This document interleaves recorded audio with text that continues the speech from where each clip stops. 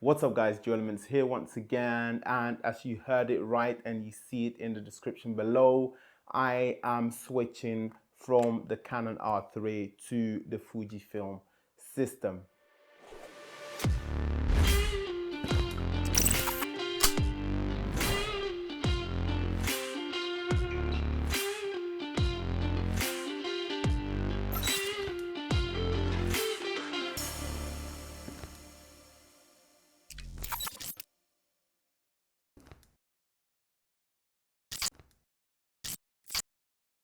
Welcome back to the channel. If you're new to this channel, you might want to consider subscribing. My name is Bruce Niamke, and on this channel, all we do is talk about gear and reviews, and then also mainly filmmaking, as I am a director of photography, and that is what I do for a living. Now, I know many of you have been bashing me on this channel and then also on all sorts of social media channel because I am switching from the R3 to the Fujifilm X-H2s to be precise. And to be honest, the long story is I grabbed a Fuji X-T3 and that just changed the game for me. That is one, because of the ergonomics, two, because of the different sensor look. You know, the Fuji X-T series are all APS-C mirrorless cameras, and so the look is very different and then also so unique compared to the Canon and many other cameras out there. And this is something that I am interested in. I always look out for something that is different. If you follow this channel, you would know that I'm so different. I like branding my gears, you know, making them look different, and I like changing my gear every so often, as many of you are aware. Now, the main reason why I switched from the R3 to the Fuji X-H2s, it's not because the X-H2s is cheaper, but it's because it's very, very well comparable to the Canon R3. And we know that the Canon R3 is the best autofocus system camera out there in the world, period. Right after you have the Nikon Z9 and the Sony A1. But this camera is so capable that it makes many of you think, why am I switching? The other day I read someone saying that I have not been able to recoup my investment out of this, and that's the reason why I'm selling it, so that I can make some of the money back. No, that's not the case. I actually paid this in full within 3 months of owning this camera. My reason for switching from this system to the Fuji X-H2s, to be precise, is because one, this camera shoots raw 6K. The Fujifilm X-H2s shoots raw 6.2K. This camera photography, it shoots 30 frames per second. The Fujifilm X-H2s shoots 40 frames per second. This camera shoots 24 million pixels in stills. The Fuji X-H2s shoots 26 million pixels in stills. Now it gets better. Yes, we know this camera has the ergonomics of the vertical hand grip built in, but the Fujifilm can also be attached with a hand grip. And even with the attachment of hand grip, it's, if not almost as light as this camera. Now, this camera is very light without a lens. And talking about lenses, there is a whole lot more issues going on with the lenses.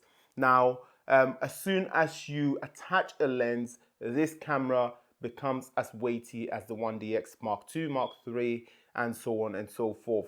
So really, the lightness or the lightweight of the camera that everyone hypes about is without a lens.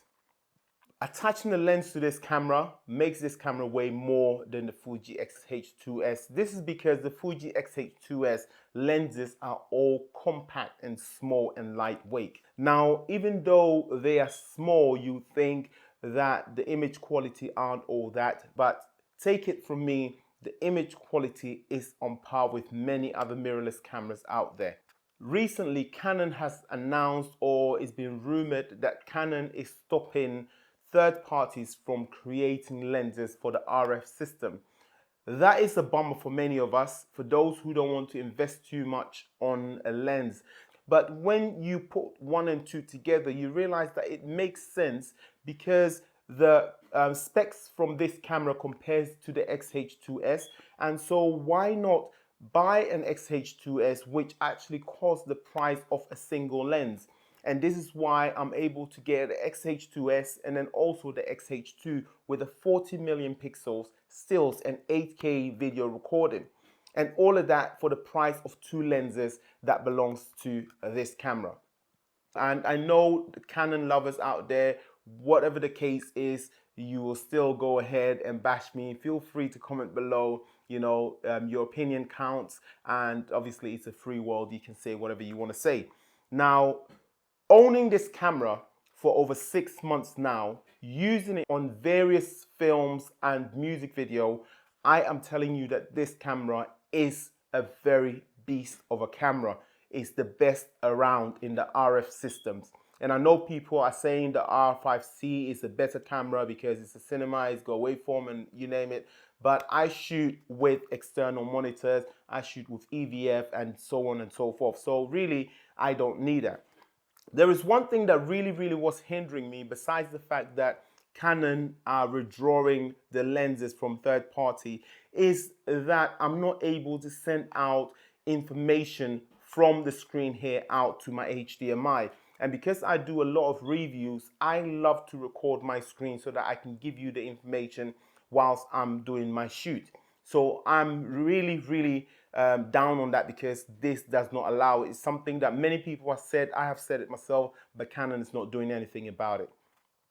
What I have done is use the Canon 50mm f1.2 RF lens to compare with the Fujifilm X-H2s with the Fuji XF 56mm 1.2 lens. So it's very much comparable. Obviously, this is a full frame camera and the Fuji is APS-C and it's a crop sensor camera. However, it is like the illuminated sensor, which is actually the same thing as this, but the fact that it's APS-C. So it got me wondering, how is the autofocus gonna stack up with this? And then also dynamic range, low light. And these were the three main things that really stood out to me, that is very important to me in filmmaking, music video shoot, and documentary interview shoot. So I did this comparison in the following way. I'll quickly read it from here so that I don't get it wrong. I've shot both of them in 6K, the highest resolution. The Canon shoots 6K RAW and the Fuji X-H2s shoots 6.2K RAW. However, the RAW coming out of the Fuji is external. So that was the limitation right there. And so for that reason, I shot both of them just so that they compare both of them in log mode. So we're able to see the dynamic range, the low light and the noise reproduction on both sensors. And what we did is the setting on both cameras is exactly the same. The shutter speed on the R3 is unfortunately on 50 because it cannot step down to 48 for 24 frames per second. So that was on 50. Again, that is something that is hindering as well compared to the Fuji X-H2s. The Fuji X-H2s shutter was on 48. And now the f-stop, the apertures are shot in both f4 and f8. And because the Fuji X-H2s has a native in the f-log 1 and 2 at 640, I shot the R3 also on 640 in regards to the ISO. And then when I went to f-log 2, which is the latest f-log codec on the Fuji X-H2s, and that native on there was 1250 ISO. And so I set the R3 to match that as well. So one thing that already stood out for me whilst I was setting both cameras up is that the Canon R3 can only shoot in 4K MP4 10-bit mode. Unfortunately, the X-H2s, the Fujifilm, shoots the full OpenGate 6.2K in ProRes HQ, and various other ProRes format or flavors, 420, 422, and the HQ can all be shot in the full sensor readout, the open gate 6.2K on the Fuji X-H2s. And again, the R3 is limited to 4K in log mode, and that is log 10-bit MP4. So I am not going to rant too much. I will leave it for you to decide. Have a look at the sample images and you decide for yourself whether it's something that might trigger you to think about deciding whether you want the R3 or you want the X-H2s.